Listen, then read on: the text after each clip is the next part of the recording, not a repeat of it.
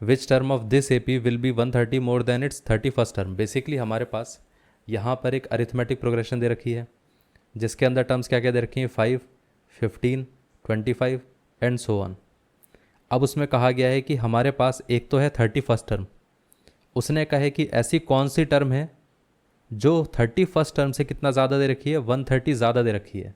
इसका मतलब हम ऐसा बोल सकते हैं ना कि यहाँ पर हमारे पास nth term is 130 more than it's 31st term. इतना क्लियर है? तो हम ऐसा लिख सकते हैं कि nth टर्म कितना आ गया, ये आ जाएगा a plus n minus 1 into D, और ये कितना आ जाएगा 130, और ये कितना रहेगा a plus 31 minus 1 into D. A से ए कैंसिल आउट हो गया। अब साथ में अगर हम इस इक्वेशन को सॉल्व करने जाएं तो सबसे पहले हमें क्या करना पड़ेगा, डी निकालना पड़ेगा। अब डी देखिए कैसे आएगा, इन दोनों टर्म्स के बीच का अगर हम डिफरेंस देखें तो कितना आता है, 15 माइनस 5 विच इज़ 10। तो यहाँ से अगर हम देखें तो डी की वैल्यू कितनी आ गई, 10 आ गई। तो 10 को हम रिप्लेस कर देते हैं, ये 130 था, तो यहाँ पर ये आ जाएगा n minus 1 into 10 is equal to 130 plus ये कितना आ जाएगा 31 माइनस 1 विच इज़ 30 इंटू 10।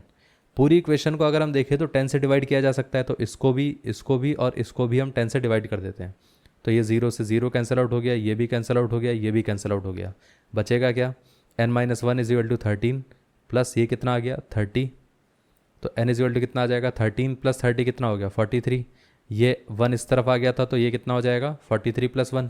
तो यहाँ पर n की वैल्यू कितनी आ गई 43 प्लस 1 विच इज़ 44।